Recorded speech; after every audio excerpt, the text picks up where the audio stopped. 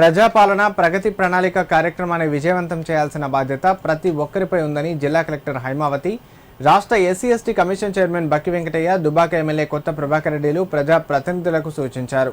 సిద్దిపేట జిల్లా కేంద్రంలోని రెడ్డి సంక్షేమ భవన్లో ప్రజాపాలన ప్రగతి ప్రణాళిక 99 రోజుల కార్యాచరణపై జరిగిన ఓరియంటేషన్ కార్యక్రమాన్ని నిర్వహించారు.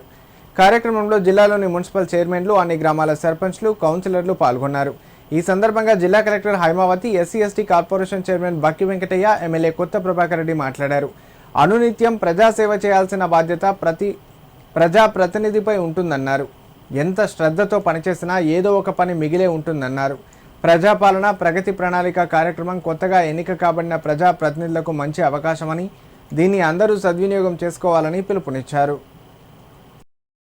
మీరందరికీ కూడా గ్రామ స్థాయిలో పరిపాలన ఏ విధంగా ఉంటుంది, గ్రామ స్థాయిలో కానీ వార్డు మెంబర్ల నుంచి కానీ రకరకాల పూర్తిగా అవగాహన కలిగించడం కోసం మీకు ఆల్రెడీ 5 రోజుల శిక్షణా కార్యక్రమం జరిగింది. మీరు అందరు కూడా హాజరయ్యారు కాబట్టి మీకు ఆల్రెడీ కొంతవరకు అవగాహన కలిగింది. అంటే ఏంటి, గ్రామ పంచాయతీ పరిపాలనలో సర్పంచ్ గారు, వార్డు మెంబర్లు అందరూ ఏ విధమైన పనులు మనం చూసుకోవాలి. ప్రతినిత్యం అవసరమయ్యే కొన్ని ఉంటాయి, అప్పుడప్పుడు అవసరమయ్యే కొన్ని ఉంటాయి. ప్రతినిత్యం శానిటేషన్ కావాలి, డ్రింకింగ్ వాటర్ సప్లై ప్రాపర్గా ఉండేట్టు చూసుకోవాలి, లైటింగ్ ప్రాపర్గా ఉండేట్టు చూసుకోవాలి, డ్రైనేజ్ సిస్టమ్ సరిగ్గా ప్రాపర్గా ఉందో లేదో చూసుకోవాలి. ప్రతినిత్యం జరుగుతూనే ఉంటాయి ఇవన్నీ కూడా. ఒకరోజు అయిపోతే ఇందాక ఎమ్మెల్యే గారు, హానరబుల్ ఎమ్మెల్యే గారు చెప్పినట్టుగా ఒకరోజు అయిపోతే ఈ రోజుతో పని అయిపోదు. రేపు ప్రతిరోజు నిత్యం ఉండే ఉంటాయి. ఎందుకని, ప్రతి ఒక్కరి నిత్య జీవితంలో వాడుకునే పనులు, అవసరమైన పనులు ఇవన్నిట్లో ఉంటాయి భాగం. కాబట్టి తప్పకుండా ఇవన్నీ కూడా మనం ప్రతినిత్యం చేసుకుంటాం. ఇవి కాకుండా అనేక బాధ్యతలు మీకు ఉంటాయి. అదే రకంగా అనేకటువంటి అవగాహన ప్రభుత్వ కార్యక్రమాల పట్ల అవగాహన కల్పించాల్సిన బాధ్యత మీపై ఉంటుంది. మీరు పరిపాలనలో ఎంత బాగా అర్థం చేసుకొని మీరు మీ గ్రామ స్థాయిలో ఈ పథకాలన్నింటినీ కూడా, ప్రభుత్వ పథకాలన్నింటినీ కూడా అమలు చేయడంలో మీరు ఉత్సాహాన్ని చూపించి ఎంత బాగా అయితే పాజిటివ్గా తీసుకొని మీరు దీనిలో భాగస్వామ్యం అవుతారో అప్పుడు ప్రభుత్వ పథకాలు 100% విజయవంతం కావడానికి అవకాశం ఉంటుంది. కాబట్టి మిమ్మల్ని అందరికీ ప్రభుత్వం, మీరందరూ ఎన్నిక కాగానే ప్రభుత్వం ఈ ప్రజాపాలన ప్రగతి ప్రణాళిక గురించి 99 రోజుల కార్యాచరణ ప్రణాళికను రూపొందించడం జరిగింది. దీనికి అనుగుణంగా మీ అందరిని కూడా ఈరోజు దీన్ని మనకు రాష్ట్ర ప్రభుత్వం ప్రతిష్టాత్మకంగా తీసుకోవడం జరిగింది. అందుకోసమని దీన్ని 5 స్థాయిల్లో, రాష్ట్రంలో 5 స్థాయిల్లో దీన్ని నిర్వహించుకోవడం కోసం ఏర్పాటు చేయడం జరిగింది.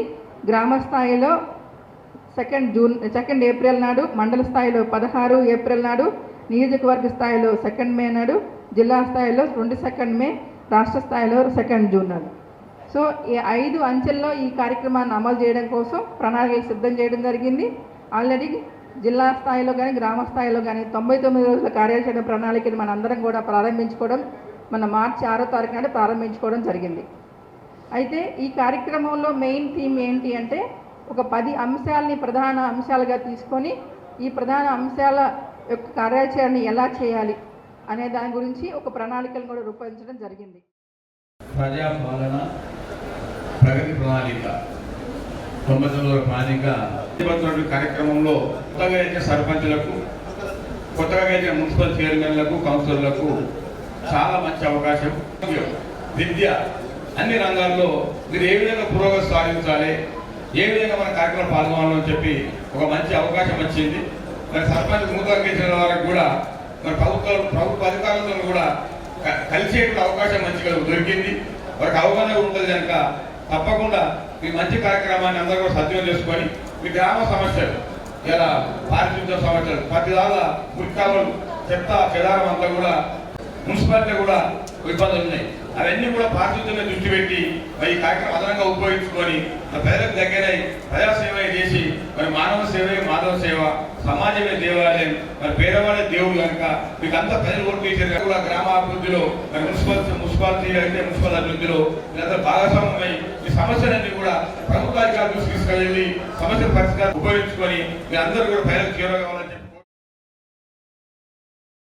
ఇక్కడ ఉన్నోళ్ళం ముందున్నా వెనుకున్నా అందరము ఏదో గ్రామానికి సేవ చేయాలి అని సర్పంచులు కానీ, మనం గెలిచిన మున్సిపల్ కౌన్సిలర్లు కానీ, ఇక్కడున్న మేము ఎమ్మెల్యేలు కానీ, ప్రజాప్రతినిధులు కానీ అందరూ కూడా ప్రజల కోసం, పేదోళ్ళ కోసం పనిచేసుకోవడానికే మరి ప్రజాస్వామ్యంలో మనం అందరం కూడా ముందుండి ఈ ప్రజాస్వామ్య వ్యవస్థను మరి నడిపించే ఉద్దేశంతో మరి ఇలాంటి కార్యక్రమాలు పెట్టుకుంటున్నాం. హరితహారం గురించి కానీ, పారిశుద్ధ్యం గురించి కానీ, మరి మిషన్ కాకతీయ కానీ, మిషన్ భగీరథ కానీ, ఇరిగేషన్ మీద, డ్రిప్ ఇరిగేషన్ మీద, స్ప్రింక్లర్స్ మీద, మరి ఊళ్ళల్లో పందుల నిషేధం కానీ, కుక్కల నిషేధం కానీ, ఇలాంటి కార్యక్రమాలు మరి చాలా మనము నిర్వహించుకుంటున్నాం. మరి ఇది కూడా మరి దాంట్లో భాగంగానే ఈరోజు 99 రోజులు ప్రణాళిక పెట్టుకొని మరి కొత్తగా ఎన్నికైన సర్పంచులకు వారు అనునిత్యం వాళ్ళ గ్రామాల్లో ఏం పని చేయాలి, మీకు ఇచ్చిన బాధ్యతలు ఏంటి అనే సదస్సు చాలా ఇంపార్టెంట్ సదస్సు ఇది. అదేవిధంగా ఎలక్ట్రిసిటీ బోర్డులకు సంబంధించింది కానీ, మరి హాస్టల్కి సంబంధించిన సోషల్ వెల్ఫేర్ సంబంధించింది కానీ, ఇరిగేషన్ సంబంధించింది కానీ, ఇవన్నీ కూడా మరి పరిశీలించి పూర్తి స్థాయిలో మరి మన పల్లెలు మన బాగుంటేనే, మరి గాంధీజీ కన్న కళలు మరి నెరవేరాలంటే మన పల్లెలు బాగుంటేనే పట్టణాలు బాగుంటాయి, పట్టణాలు బాగుంటేనే రాష్ట్రం బాగుంటుంది, దేశం బాగుంటుంది, మనం అందరం కూడా ఆరోగ్యంగా ఉంటాం. మరి మనం అందరం కూడా ఆరోగ్యంగా ఉండాలంటే మరి మన గ్రామం శుభ్రంగా ఉంటే మరి మనం ఆరోగ్యంగా ఉంటాం. ఒక మంచి పేరు తెచ్చుకోవాలి ఒక ప్రజాప్రతినిధులుగా అని అందరూ కూడా ఎంతో కష్టపడి మరి ఈరోజు సర్పంచులుగా కౌన్సిలర్గా గెలిచిండ్రు. మరి మీ అందరూ కూడా మంచి జరగాలని చెప్పి 5 సంవత్సరాలకు మీరు మంచి పేరు తెచ్చుకోవాలని చెప్పి